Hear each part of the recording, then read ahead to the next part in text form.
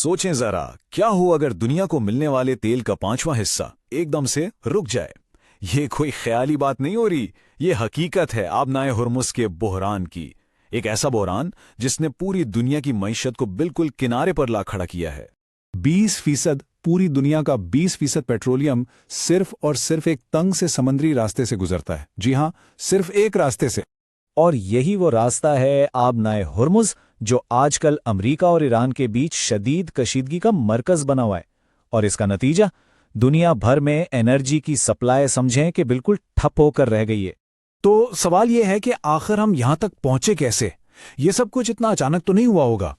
चलें जरा पीछे चलकर देखते हैं कि कैसे सिर्फ चंद हफ्तों में ये बहरान इतना संगीन हो गया।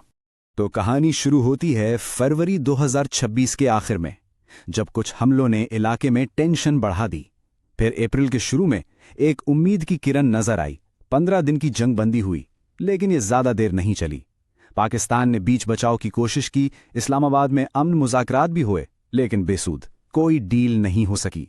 और फिर 18 अप्रैल को ईरान ने आबनाए हुर्मुस को दोबारा बंद कर दिया और बहरान वापस वहीं आ गया जहां से शुरू हुआ था।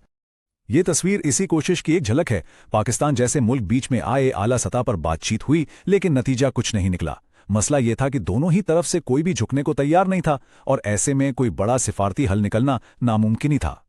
अच्छा, इस लड़ाई में सिर्फ मईशत और फौज का ही नुकसान नहीं हो रहा, एक और भी कीमत चुकानी पड़ रही है। ईरानी हुकाम का कहना है कि इस पूरे बहरान में उनके 77 यानी 77 तारीखी और सकाफती मुकामात को नुकसान पहुंचा है। ये इस कशीदगी का एक बहुत ही अफसोसनाक पहलू है। तो चलें अब जरा इस तनाज़े की जड़ को देखते हैं। वो कौन से इक़दामात हैं अमेरिका और ईरान के जिन्होंने इस पूरे खित्ते को एक तरह से मफलूज करके रख दिया है। यहां देखें, दोनों तरफ के मुतालबात में कितना बड़ा फर्क है। अमेरिका ने क्या किया? उसने ईरान की समुद्री तिजारत और तेल की एक्सपोर्ट रोकने के लिए बहरी नाकाबंदी कर दी। जवाब में ईरान ने आबनाए हुर्मुस को दुश्मन जहाजों के लिए ही बंद कर दिया। फिर बात आती है जौहरी प्रोग्राम की। अमेरिका कहता है 20 साल के लिए यूरेनियम की अफजूदगी रोको, ईरान कहता है नहीं, सिर्फ 5 साल। मतलब मुज़ाकरात की मेज पर दोनों में जमीन आसमान का फर्क है। और ये मामला सिर्फ वॉशिंगटन और तेहरान तक महदूद नहीं है, खित्ते के दूसरे ममालिक भी इसमें शामिल हैं। जैसे वॉशिंगटन में मुत्तहिदा अरब अमारात के सफ़ीर यूसुफ अल अतेबा, उनका बयान सुनिए।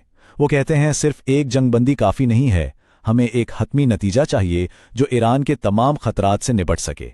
मतलब साफ है, वो एक आर्जी नहीं बल्कि मुस्तकिल हल चाहते हैं। अक्सर लोग समझते हैं कि सारे खलीजी मुमालिक इस मामले पर एक पेज पर होंगे, लेकिन हकीकत इसके बिल्कुल बरक्स है।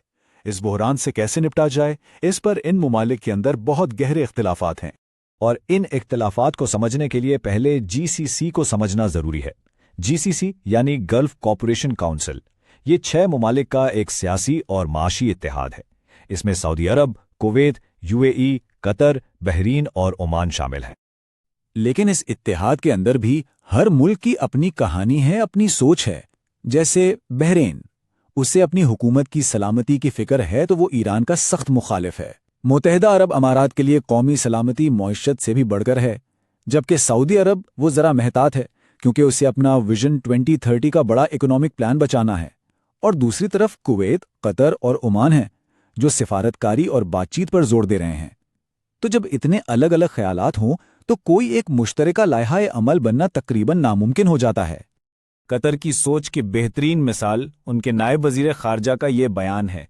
वो कहते हैं कि ईरान को मुकम्मल तौर पर ख़त्म कर देना कोई ऑप्शन नहीं है, हमें एक दूसरे के साथ रहने के तरीके तलाश करने होंगे। ये सोच कुछ दूसरे पड़ोसी ममालिक के सख्त मौक़िफ़ से बिल्कुल अलग है। तो अब सवाल ये है कि आगे क्या? चलें देखते हैं कि इस बहरान के मुआशी असरात क्या हैं और इस खिते का मुस्तकबिल कितना गैर यकीनी नजर आ रहा है। तो इस बहरान की माशी कीमत कितनी है? एक अंदाजे के मुताबिक अब तक 50 अरब डॉलर, जी हां, 50 अरब डॉलर के खाम तेल की पैदावार का नुकसान हो चुका है। और आलमी मार्केट पर इसका क्या असर पड़ा? तकरीबन 500 मिलियन बैरल खाम तेल मार्केट से गायब है। ये जदीद तारीख में एनर्जी सप्लाई में आने वाली सबसे बड़ी रुकावटों में से एक है।